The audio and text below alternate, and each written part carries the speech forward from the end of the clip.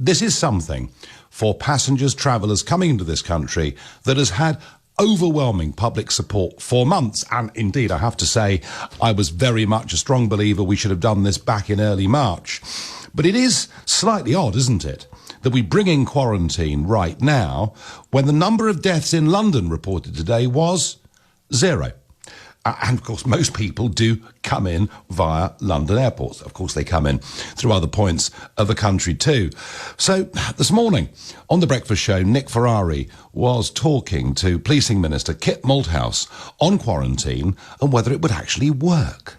It becomes even more important that we don't take the chance of introducing new infection from outside the country. And that's why we brought in this 14-day quarantine. Lots of other countries have it. And we think, on the scientific advice, now is an opportune time to bring it in. We'll be reviewing it on a rolling 3-weekly basis to make sure we get, as with so many other measures, our timing right on this. But just as we're winning, we need to make sure that we really press home our advantage and avoid a second peak. And that's why this 14-day quarantine is coming in today.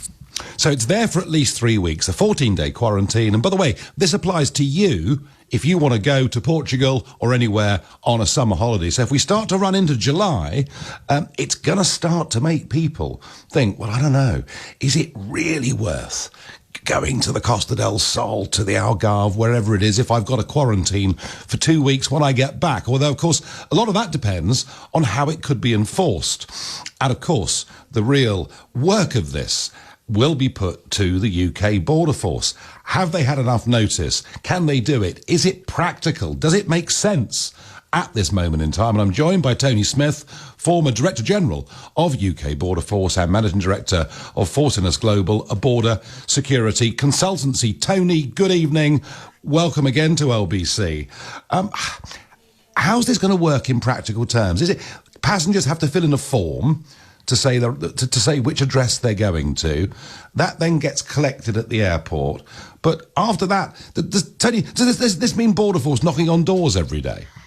Good evening, Nigel. Good evening. No, it seems like another bash to Border Force day, actually, Nigel. I've been watching this.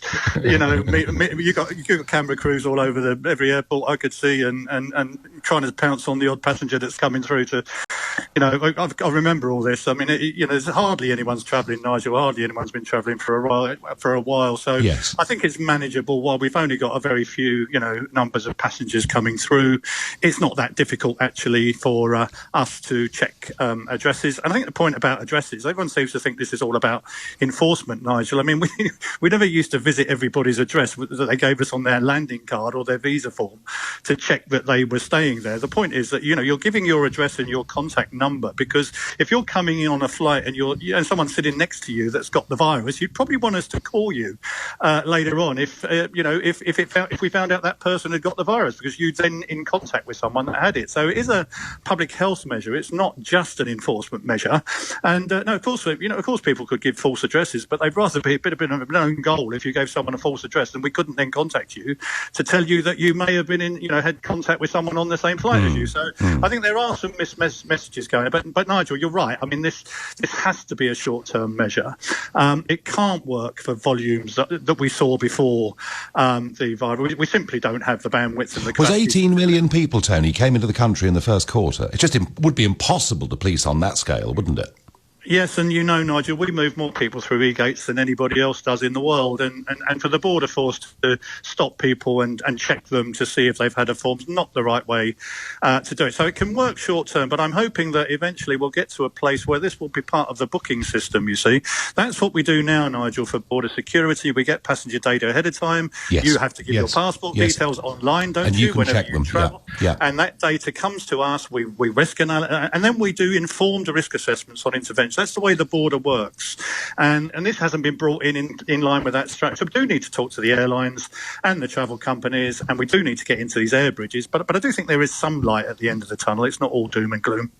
No, it's just I think we're getting to the point where, OK, we're going to do this for 3 weeks, but if we do it another 3 weeks, we do start to impinge upon people's summer holidays, don't we?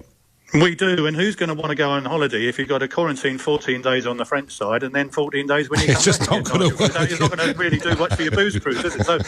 So I mean, I think, people, you're right, it's not going to work for tourists. I think the government know that, and I think the next step's got to be these air bridges. We can do that too if we can get the airports to segment flights from low infection countries, drop them into gates where we can put them into separate lanes and pass them. I hope that's going to happen next. So we will then be able to segment people in a different way. With something I've been calling for a long time now. Look at a different way of clearing people through the border based on risk. And obviously health, I'm afraid, is going to become a risk now for all travellers, as is security, immigration and everything else. Yeah, and talking of a border that's not working terribly well, last Wednesday 166 illegal migrants were brought into Dover. It's a record number for one day. We're hearing stories and rumours that Border Force may be changing their tactics, but I mean, where do you see us with this, given that we've got the summer months coming? Well, Nigel, you've become an expert on this, if I may say so. I've seen your excellent reports on what's going on. You know what I'm sure all your listeners know what's going on. The problem is interdiction on the high seas. They're trying to stop them on the beaches, but that's quite hard. I mean, there's lots of beaches in Normandy along the French borders, and trying to get the gendarmerie to stop everything is hard. So they once they're in the as know on the high seas on the waterways, they are resisting collection by the French. That's one way to put it, but they're not resisting collection. So we need a process, don't we, where if we pick them up, we take them back to French ports. Now, I know that's possible because I worked in Canada-US border on the Great Lakes. I've been in touch with colleagues down in Australia. The other countries have got lots of experience of this. I've asked, I've said that we do need to take international advice on this. It's complicated maritime law, but there is a way around it, and that has to be an agreement with the French that actually, regardless of who picks them up, they go straight back to France.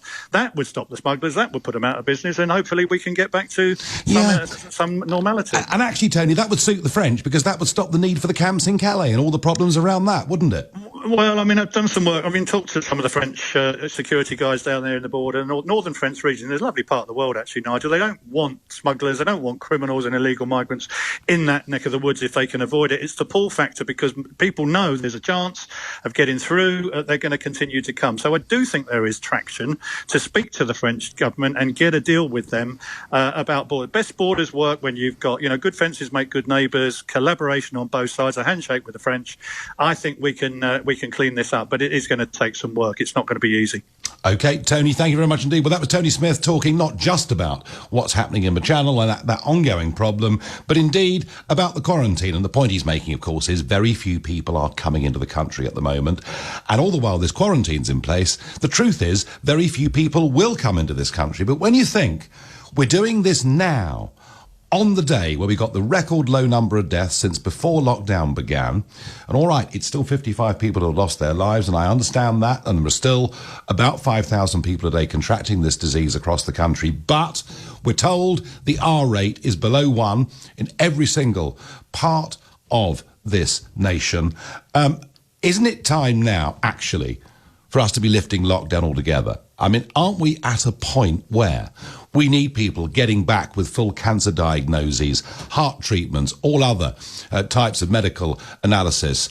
And if we don't get a lot of people on furlough back into work, they're going to find themselves unemployed by September. We've still got another week until shops open. It's a very, very gradual easing of the lockdown. I know there's risk with it, but I think actually I begin to feel now we've introduced quarantine at the wrong time. We should have done it 3 months ago.